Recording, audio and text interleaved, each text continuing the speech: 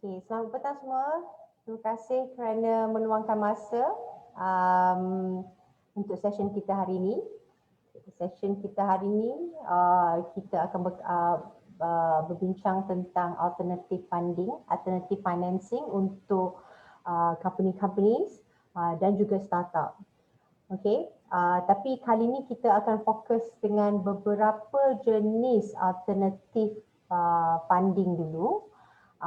Dan kalau ada rezeki, next session kita akan discuss tentang macam mana untuk kita buat business plan dan attract investors. Okay.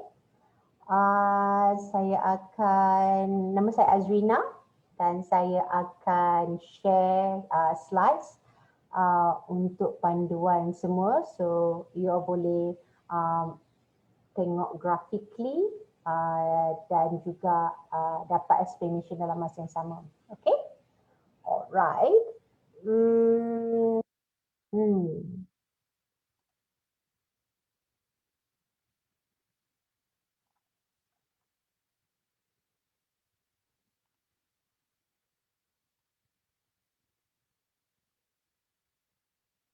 Okay. So, sebenarnya there are more lebih daripada a dozen ways to fund business anda, business dan startup pilihan anda. Okay, dekat sini saja hari ini kita akan secara lalu melihat lebih kurang 16 cara. Okay. Dan jangan risau, kadang-kadang kita ni suka tengok macam kita nak tunggu grant kan. Tapi kalau boleh kita sebenarnya kalau kita berharapkan grant, kita determine business kita, masa depan kita dengan grant government saja, that's not good. Sebab itu masa depan kita. So kalau kata if anything happens and then no more grant untuk kerajaan, what's going to happen dengan kita punya future kan? So jadi kita kena always selalu fikir cara mana untuk lebih kita sustainable dan grow faster. Sebab kita kena faham kalau kita always depending on government grant dan bantuan kerajaan ada banyak lagi allocation yang perlu mereka allocate. So kalau kita have to wait, kita selalu kena tunggu dan kita akan risikokan masa depan kita dan juga family kita sendiri. So I always ingatkan bahawa let's define your own way, define your own success, define your own cara macam mana untuk grow business dan juga startup anda. Okay, so ini adalah grafik yang paling famous. Okay, so daripada Aina Vital and being shared by ramai venture capital ataupun investor menggunakan cara penerangan yang macam ni. Okay, so kalau boleh kita tengok daripada idea stage ya, yang pertama, kalau you ada spark of idea, kalau macam I nak buat I ada idea untuk buat katalah food and beverages kan. Okay, I ada buat this I nak buat kuih. You know, just as simple as cookies. My best cookies. I have this good ideas of cookies. Start with samprit, for example. Okay, I have this idea stage, kan?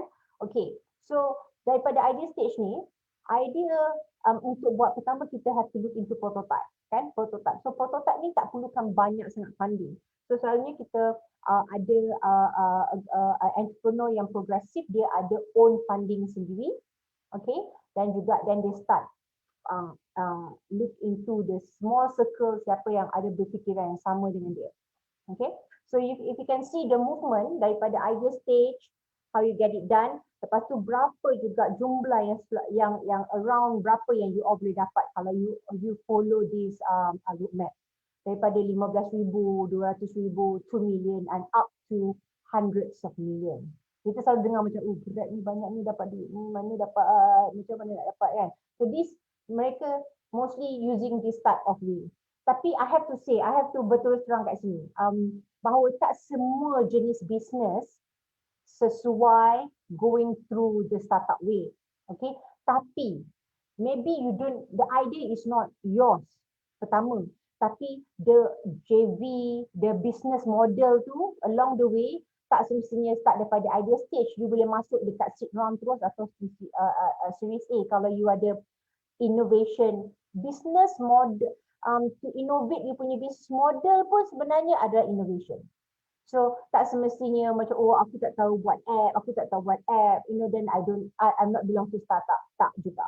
So depending, you have to talk to someone, maybe right now, maybe talk to PUJB, come to PUJB, and then like, okay, I ada idea, let's who do I talk to?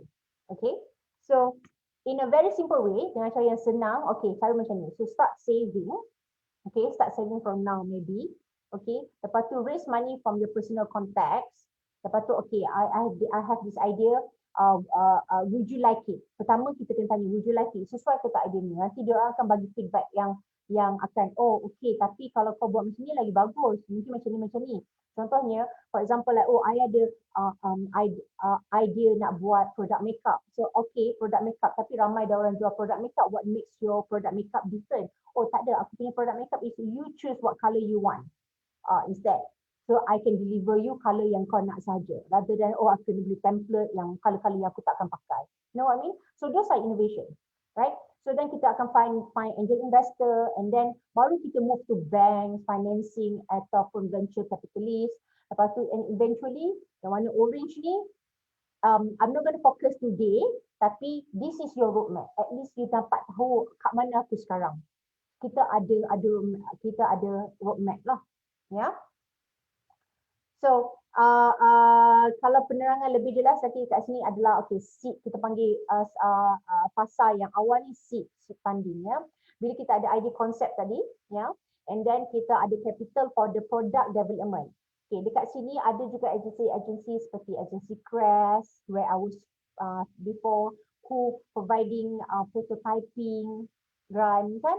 Lepas tu kita go around. I rasa banyak. I think if you come to PUJB, and then PUJB can connect you to the agencies yang di federal juga yang berkenaan dengan prototyping, funding. Siapa yang buat prototype? Aku tak perlukan prototype. I perlukan ini.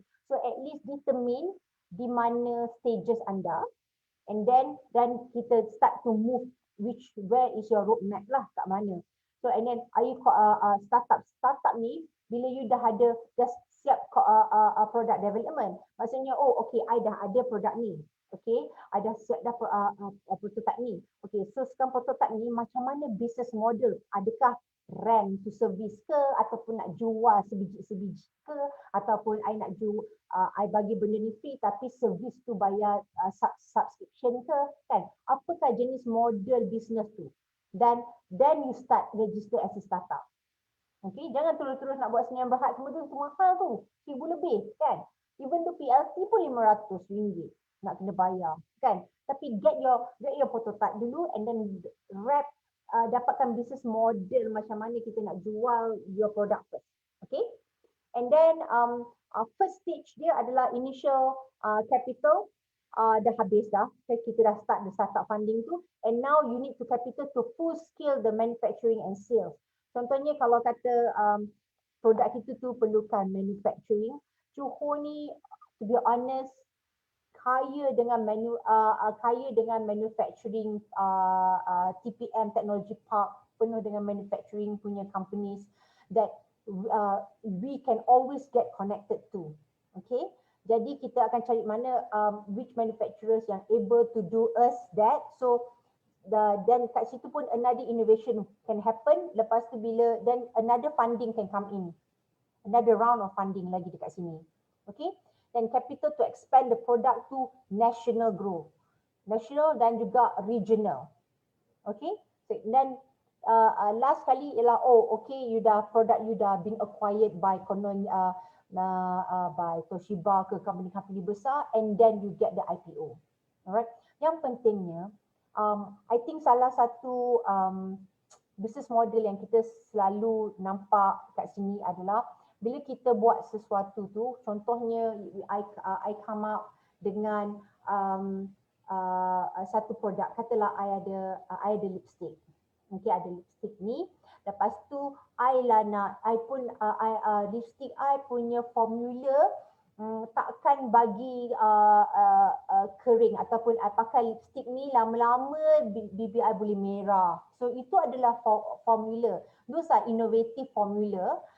Lepas tu tapi I juga yang nak jual. I juga yang I tak nak collaborate pun, I nak manufacturing pun I juga, kan. So along daripada startup thinking sampailah ke second stage tadi, kita kena fikir mana lebih cepat. Adakah berkolaborasi dengan big companies ataupun macam mana? And kalau kita berkolaborasi dengan big companies, so what is our next business focus after? Mesti ada jalan dia. So yang pentingnya ialah kita always ask ourselves, is it worth it ke? Berbaloi ke kalau kita nak go stretch all the way, lepas tu makan masa, lepas tu kita kecewa, lepas tu kita put bad comment, government tak tolong, you know, sebab kita penat. And as entrepreneur, kita cannot get sad a lot of time. So kita kena get, okay, ni tak boleh, let's do this, it's okay. I share equity, tak apa. Lepas tu sebab I believe in my product, I boleh beli balik equity to myself. So if you believe in your product, mesti you boleh beli balik you punya equity. So that's how much you believe in your product. Okay? So there's a lot of way yang you boleh spin off a long way daripada startup stage sampai ke second stage before you go to IPO. So kalau your way to go IPO cepat, then I know that you akan tak apa, sell more people sebab you nak reach out to IPO. But it's all depend. Ask yourself that. What type of entrepreneur are you? Benda ni semua subjektif ya. So terpulang kepada kalau what type of business idol that you want to be. Macam even Elon Musk punya lab dekat Toyota punya manufacturing in Japan. For all we know, Toyota, the first person yang akan dapat tahu the best technology now is Toyota. Sebab dia punya lab dalam Toyota punya manufacturing line. So it depends what type of entrepreneur you are. So pertama, I always say like sweat with your sweat equity. Peluang kita pun bermakna. Okay. So entrepreneurs boleh fund first stage of your business using you punya own unpaid labor and resources. Janganlah mula-mula bisnes dah macam like aku nak fikir. I ada real case. Oh okay, I dah buat satu robot ni. Satu robot ni harga dia 25,000. Sebab apa? Oh 10,000 gaji aku. Mak oi, macam mana kau nak jual bang? Tu satu pun 25,000. Kan? Robot kau tu T20 je yang boleh mampu. Itu pun kalau T20 nak. T20 pun dah pandai nak beli dekat Lazada, Shopee sekarang. So we have to properly do the financing of product cost financing. Okay, nanti modul-modul dalam incubator kita ada juga macam mana nak determine berapakah patut harga satu produk you. How to do your product cost dengan retail cost. That you ada formula dia juga. Okay, so mula-mula you have to do your own unpaid labor and resources to create value. Okay, and then juga contohnya macam Facebook. I think this is a very familiar story. Facebook launched daripada Harvard Dorm sendiri dia, tak ada cost pun, masa tu tak ada generate duit langsung pun, they just simply do it. Yeah. Advantage dia, with your own resources you can develop idea on your own time, tak ada siapa-siapa paksa. And then you can control the decision of any intellectual property lah yang you akan ada nanti. Tapi kotak kuning kat bawah ni adalah if you have partners, make sure kan you get full credit for your contribution. Jangan pula nanti kita bergaduh muka masam, time raya pun tak nak jumpa sebab dulu aku tolong dia lupakan bla bla bla. So if you want to start a business, even though it's okay starting awal dengan just a concept idea, Tell your friend, bagi tahu partner, okay, apa-apa pun aku kawan dengan kau, aku respect kau, but let's put it on a paper. Pergi je lah, pencerahan jaya sumpah tu murah je. Charge. Okay, just put a proper paper, go to pencerahan jaya sumpah and say like, this is what we come agree together lah. Yeah. Okay, lepas tu use your asset. 60% of startup financing come from the direct pocket of the business owner. Okay, ini adalah report yang khas daripada Consumer Reports dan juga magazine Smart Money. Mereka mengatakan bahawa ada beberapa dekat sini, get cash from your own staff. Katalah jual emas tu kan, yang tebal-tebal tu kan, jual lah dulu. Ada, it's not a sad thing. You cannot fikir, oh aku kena jual pajak ke tak. It is how you need to raise your fund dulu. But if you believe in your product so much, you have done segala-gala analisis sebelum ni, you shouldn't be worried at all. Tak perlu risau pun kalau dah betul-betul buat validation, business model canvas tu dah cantik, and then you raise the funding. Remember that. Jangan nak raise funding dulu ataupun macam I tak boleh buat. Kenapa I tak ada duit? No, nanti orang lain boleh buat dan orang lain tu tak kisah pun. You have to remember, if you don't want to do, if you cannot do ataupun you tak boleh buat ataupun you tak nak buat, that doesn't mean orang lain tak boleh buat. No. Okay. So contohnya sell the car, lease a new one. I sold my house before also to become a venture investor. Okay. So and then downsize to a smaller home. Ada. You know, it's a reality check. Cuma kadang-kadang kita ni, narrative kita, especially kita dekat Malaysia, ASEAN kan, bila kita nak, okay lah, kita percaya bisnes kita, lepas tu kita nak try to downsize kita punya expenses sebab kita nak start business and what not, nanti kita risau mak mentua cakap apa, lepas tu nanti nak fikir adik-beradik kita kan kata kita dah miskin. No, it's not. But first of all, if you need to get that mindset right. It's okay, tell them I'm going to do this business. There is a lot, I believe in this, I've seen the numbers, I can do this, you know. So, and then home equity, consider a home equity line of credit loan, reassessment lah selalunya. Lepas tu, kita kena tengok macam, kita tak nak macam, don't reassess your home sampai you don't have a home to live. But mostly, cara macam ni, kredit macam ni mostly in US, doesn't apply much in Malaysia. Borrow from 400k or IRA account. This is also applicable to US punya standard, US and Canada punya standard size lah. But looking at your borrowing, I would not suggest it yet. But kalau you ada kalau untuk small business entrepreneur kat luar sana, I don't suggest it yet. This one kita akan go through lain-lain punya cara. Again, kita ada 16 method kat sini. So some of it are not suitable to you. So don't go through, setiap satu-satu tak juga. Just choose your best, ya. Yeah? Okay, so okay, contohnya kat sini ada orang tengok personal loan and credit cards, ya. Yeah? Macam prototype, doesn't need a lot of funding much kalau you punya prototype tu kecil, unless you buat something electronic, electronic.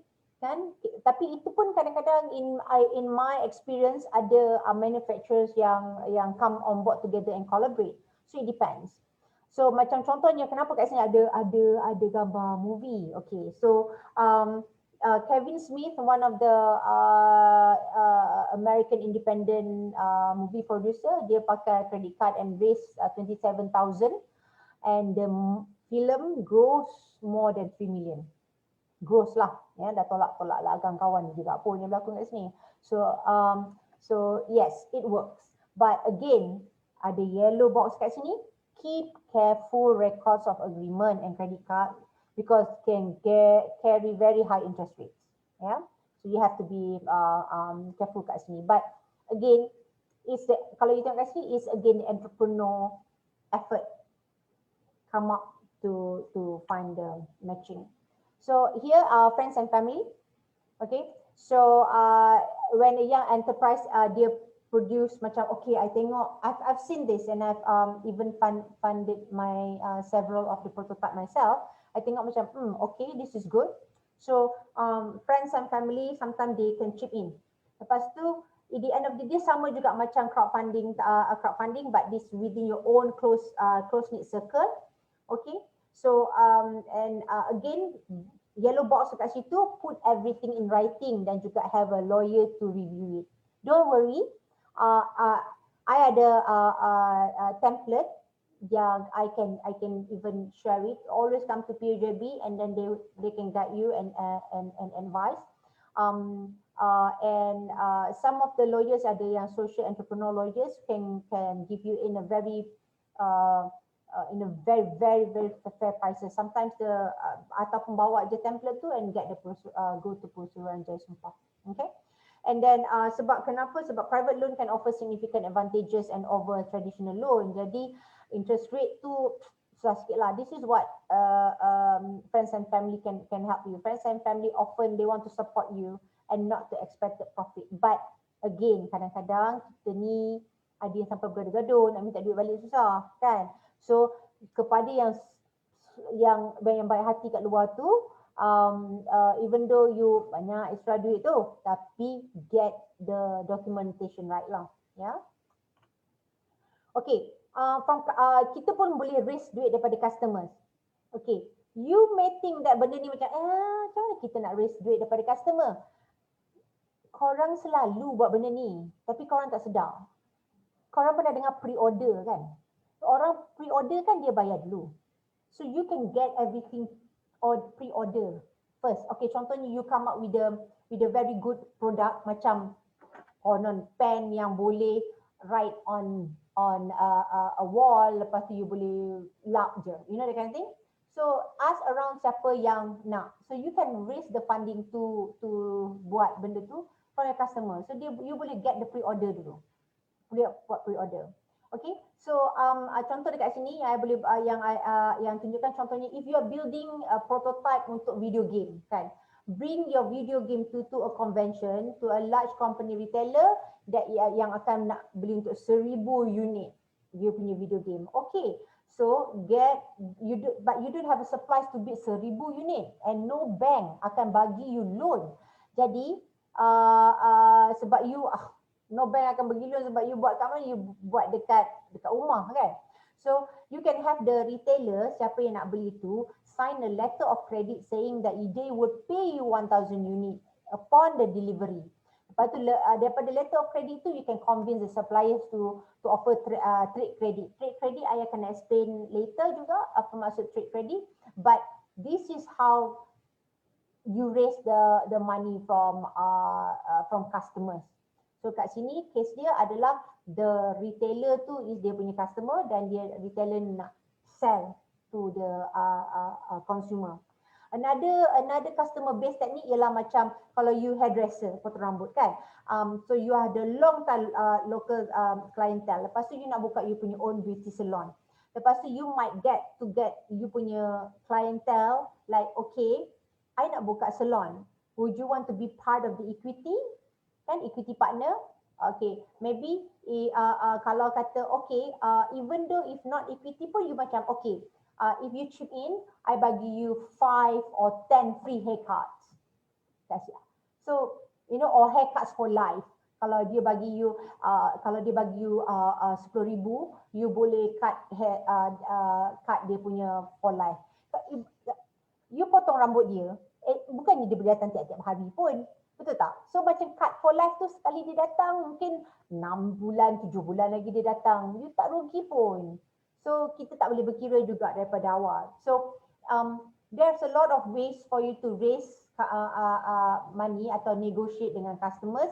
But more importantly, get the written document right. Okay? So sama juga macam customer tadi adalah diorang direct user for your product kan. Crowdfunding tak juga. Crowdfunding sama konsep tapi dia lain. Contohnya even though I bukan nak potong rambut dekat you punya hair beauty salon, tapi I boleh juga invest, you know. Jadi innovative business selalu dia akan gunakan crowdfunding daripada page macam Kickstarter atau Indiegogo.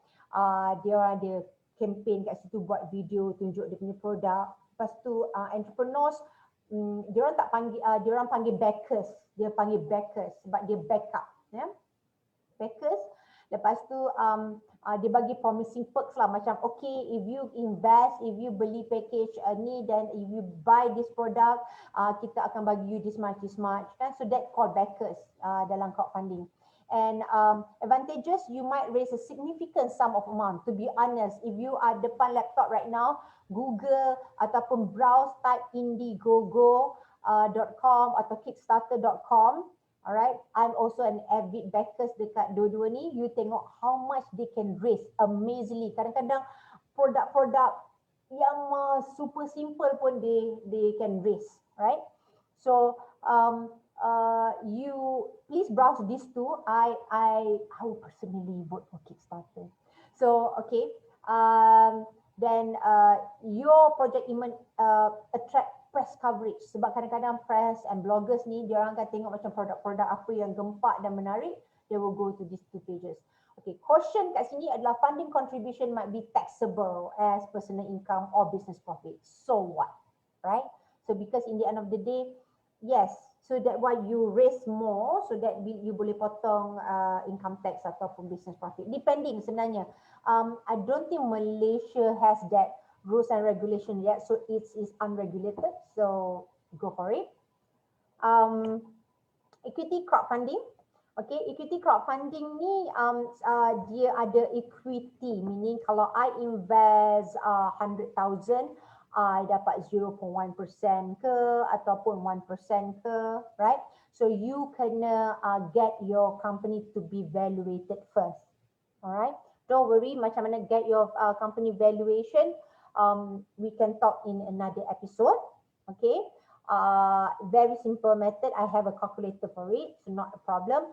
Jadi equity crowdfunding ni macam okay, you want to raise 1 million, so you are offering let's say kita panggil tiket. So let's say tiket dia untuk invest 100,000 per tiket. So each ticket gets you 1% maybe. So then you can get your 1 million, raising for 1 million. So it is okay. Jangan takut pada, I selalu tengok macam, oh tak nak, ni I punya business. Tapi kalau you punya business seorang-seorang, you tak nak share the equity. Tapi you kena tahu lah, don't risk macam okay, you buka semua equity sampai you punya je 20%, tak boleh lah sebab nanti 80% ni boleh control you kan. So open it up to a secured amount of shares. At least you have some fund to roll. Kalau tak ada fund, tak nak buka, and tak nak buka lah nanti tak tahu resepi. It's about speed right now. You tak buat, orang lain buat. Speed to market first, right? So you tengok macam sometimes you tengok Samsung buat dulu, padahal dia buat improvement dia sikit je, tak apa, dia nak keluar dulu. Daripada brand-brand lain yang nak tak nak lah, tak perfect, tak apa, keluar dulu. So it's up to you.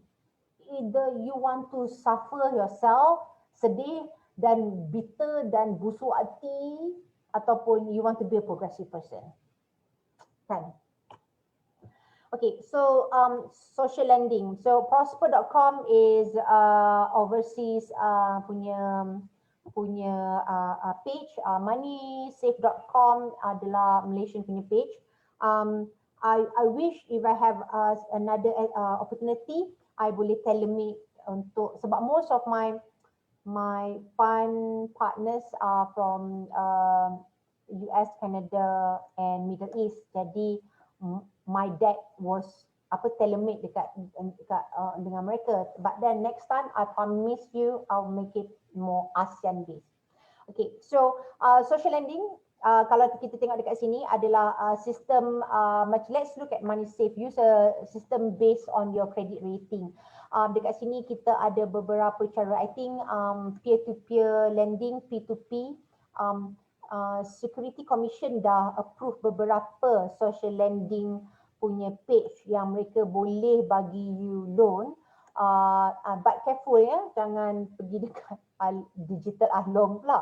So always go to the Securities Commission, tengok manakah social platform, social lending platform yang dia allow. This is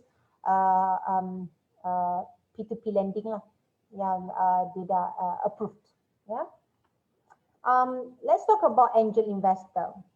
Okay, angel investor ni kalau dekat Malaysia dia punya income is a minimum of 500,000 per year. Dan mereka ni kalau dekat dalam Malaysia ni dia punya terms ialah kalau you 500,000 earning dan juga you want to get a income tax exemption, you have 50,000 investment kepada startup. So then over 3 years dia dapat the ni lah, exemption lah.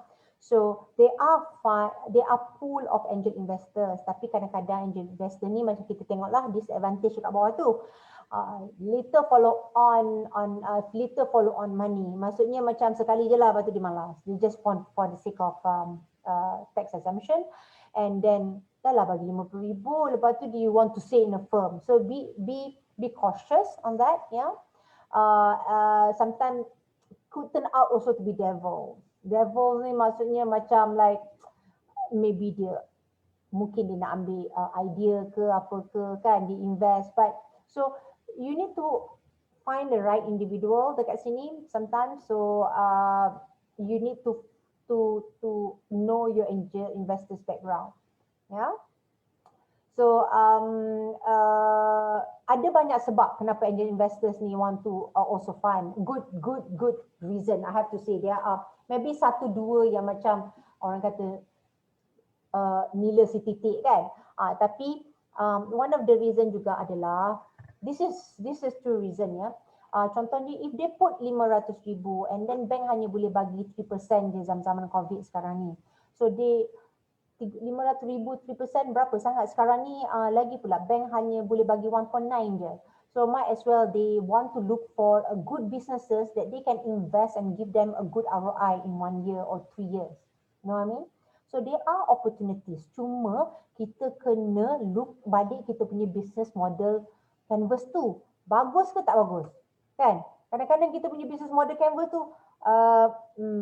macam seram-seram sejuk je kan, macam angat-angat tak ayam je. So kita kena make sure that kita able to get a very good proposal for them to like, okay, I nak. Kan? So dekat sini kita boleh tengok angel characteristic dia value adding. Kadang-kadang good angel investor ni dia pun business advisor, business advisor. I think one of the good I personally known ialah Datuk Din Meranun, second guy for Asia. And then investment characteristic dia dekat sini, there are 6 smaller deals, sikit je, dia tak ada lah yang banyak sangat kan, dia sikit small. So in Johor ni banyak a few angel investors yang dia tak sedar dia ni angel investors pun, sebab dia tak kisah pun tax exemption tu, tapi dia memang invest in small businesses.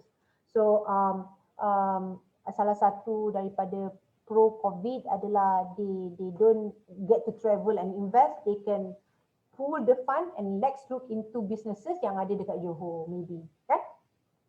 So you need to go back dan check balik business model canvas tu, dan get the business model right, and then kita boleh present kepada angel investors semua. Okay? I think micro loan kat sini macam SME banks dan BSN. I think this is I'm not going to go deep kat sini. I think banks banyak ada, and then also bank and small business administration loans kat sini, right? Sama, I think that's standard. Okay. Okay, I want to look into venture capital. Okay, so venture capitals kat sini dia devote, okay, cara dia macam fund manager. Tapi venture capitals ni bukan managing the fund only dan tengok portfolio. Fund managers dulu dia tengok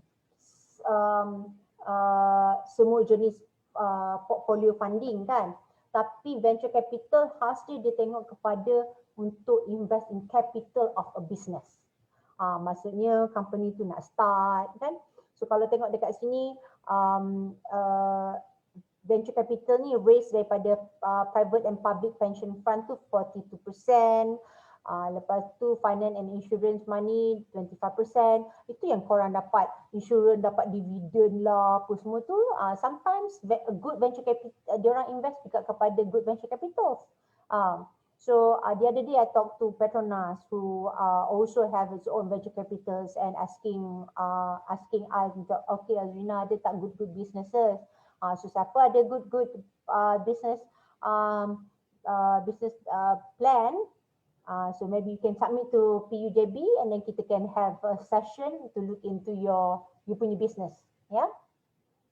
Okay, so ada advantages kat sini. Venture firm bring management expertise dan dia ada, usually dia tak datang seorang-seorang macam dia investor tadi.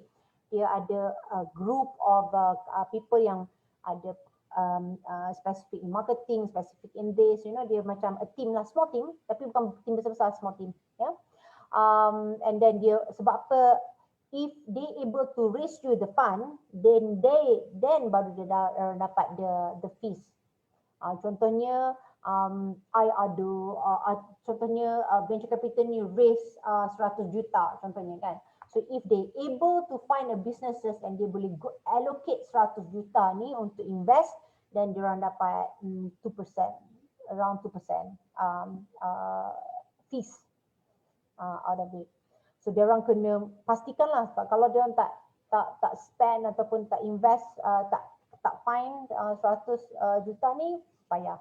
So but I would love to share with you macam mana venture capital ni works, but I tak boleh nak deep lah, kita ada berapa lama je lagi ni. So maybe in the next episode kita boleh fokus lah macam apa itu venture capital saja khas, and then jenis-jenis nak raise, macam mana nak raise the strategy to raise business pitching for venture capital. Yeah. Okay, kat sini in exchange of the risking of their capital, caution kotak kuning, venture firm ni selalu substantial ownership stake and often sits on the funded company's board of director. Contohnya kadang-kadang venture capital ni akan macam, okay, I invest in you 1 million but I want to sit as a strategy, a CFO, COO kadang-kadang, right? So you need to see the terms and condition. Do you want it or not? Ada yang tak offer macam tu, ada yang offer macam tu. So depending on the type of venture capital ni punya firm lah. Bukan apa, kadang-kadang bila dia dah invest banyak macam tu, they want to have a proper control lah kan, macam sebab dia dah invest dekat you kan, dia tak nak you fail. Cuma kadang-kadang kita ni macam alah, ada orang, kita rasa macam external party. So venture capital ni pun sama, kita kena cari sama macam angel investor tadi, the chemistry tu kena ada. Kadang-kadang chemistry tu tak ada kan, macam you tak suka cara dia macam ala rigid lah, tak best, tak cool, tak hipster ke kan. Depending. Ada orang dia suka yang rigid sebab dia tam kan. Dia nak produce outcome, depending. Okay. So so macam example kat sini, Robert Swanson 29 tahun, dia venture capital daripada Klein and Perkins. Dia identify academic research, macam research kan, macam okay ni bagus ni, recombinant of DNA technology, gene splicing, genetic kan, splicing. So dia pun join biochemist and then they able to gene splicing ni, biotech company US, German, Europe banyak invest on it lah. So venture capital doesn't only look into certain small businesses, sometimes dia tengok juga kepada academic research out there. Yeah. Okay, mergers and acquisition. Ini later part of your businesses lah. Bila kata contohnya you buat satu kamera yang a very good intellectual property. Kamera tu ada AI, murah, cheap apa semua. Lepas tu then company macam elektronik macam LG nak. Okay, so you dah tahu dah macam okay lah, this much I can do, I nak buat produk lain pula. So you start to do the licensing. Maybe you can do the merger and acquisition. LG acquire you punya one particular product. So this need to have consultative business lah yang boleh guide you what is your best option right now, right? So macam Google's YouTube acquire next new network independent producer untuk Google YouTube buat own production house sendiri and own online video programming. So Instagram dia purchased by Facebook. So those are mergers and acquisition depending where you want to go, about mana you nak. But and each venture capital akan ada own school of thought tau. Macam I suka je, I suka merger and acquisition. Ada venture capital dia kata oh no, you have to do it yourself apa semua. For me, if I dah reach at a certain stage tu, macam contohnya I ada produk agar wood buat ubat gigi contohlah, I tak tahu kan, I'm not a researcher. Lepas tu I akan quickly get it out sample of the businesses, bukan sample, I mean my businesses kepada Protect and Gambler ke kan, PNG ataupun brand-brand lain supaya they can acquire the formula atau acquire the product, and then supaya I boleh move on kepada benda lain pula. So then you can get the licensing fees kan, every year dia bayar you. It's okay, it depends. Sometimes dia orang, you know, sometimes I fikir hold on to one product lama-lama tapi doesn't, and when it tires you down, you over years you tak boleh lagi nak get it down to you punya anak to you know buat. Also something that I would promote you to rethink about it, yeah. And then sebab kadang-kadang kita ni, kita akan jadi stale, manusia macam stale. Kalau kita asyik keep doing the same thing, it's gonna be stale thing. Jadi kita akan macam macam mana kita, okay, aku dah buat ni, okay let go, aku buat ni pula, okay ini let go. Tapi let go tu bukan let go biasa, kita buat M&A because you are doing new product. Okay, trade credit ni tadi, macam saya cakap tadi, trade credit ialah is lifeblood of established business kalau you dah matured, ya. Contohnya macam you kena ada COD, cash on delivery, lepas tu 30 days and 60 days. So the letter tadi tu, letter of supplier tu could be a trade credit, and you can get your business, your company to be financed and provide the services kepada klien lah. I think trade credit ni very straightforward, right? So you can use the letter for the trade credit letter untuk get your company to be financed. I think CGC credit guarantee pun looking at this trade credit. Okay, I think last kali semua orang, most of the people nak ialah macam nak jadi initial public offering. Semua orang nak jadi Netflix, semua orang boleh beli saham aku, kan? So this is, I think, is the ultimate of semua startup atau companies nak pergi, kan? But of course, advantages, company can fund new growth of opportunities. People buying your fund manager boleh beli you punya shares, and then you boleh exit. Kalau founders kan macam okay, I exit sebab dah pergi IPO, I exit, ya. But cautions, the value of company shares may fall below initial offering price depending on ongoing performance. Kadang-kadang kita nak pergi IPO tapi dengan IPO rendah pula. So registration as public traded company brings new requirement, kan, not easy for frequent public disclosure, and this is something that we need to bring in bursa to come in. Okay, so may not worth to spend much time talking about it now, Tapi it could be in our next focus episode. Contohnya kalau ada siapa yang nak looking into IPO in the next maybe 6 months or 12 months, maybe kita akan ada separate session on this. Okay, alright. So I think I think that will be all for today. Okay. Okay. So I hope the session not so boring. Hope to share if there is video, but not. But kita harap that PUJB boleh invite sekali lagi on the focus company. Kat mana you are you a startup baru nak raise the first funding ke, you dah nak pergi IPO ke, then baru kita easy to deep dive lagi dengan potential funding.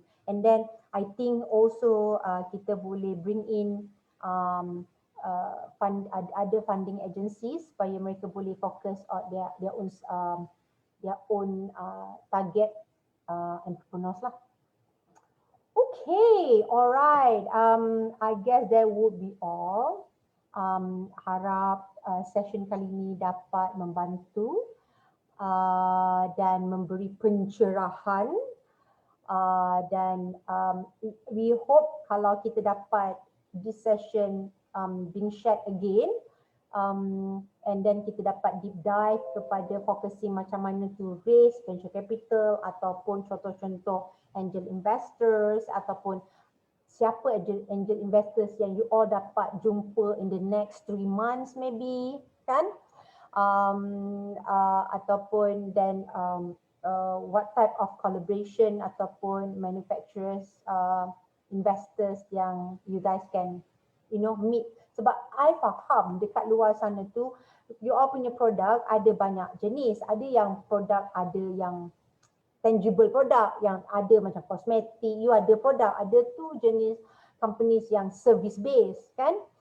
So you guys ada kategori masing-masing dan kategori masing-masing ni are different. It's not fair untuk lambat dalam satu. So next session we hope to get specific category of entrepreneurs. Lepas tu baru kita boleh deep dive lagi dengan funding alternatif yang ada, yang sesuai untuk you all. Okay, sehingga berjumpa lagi.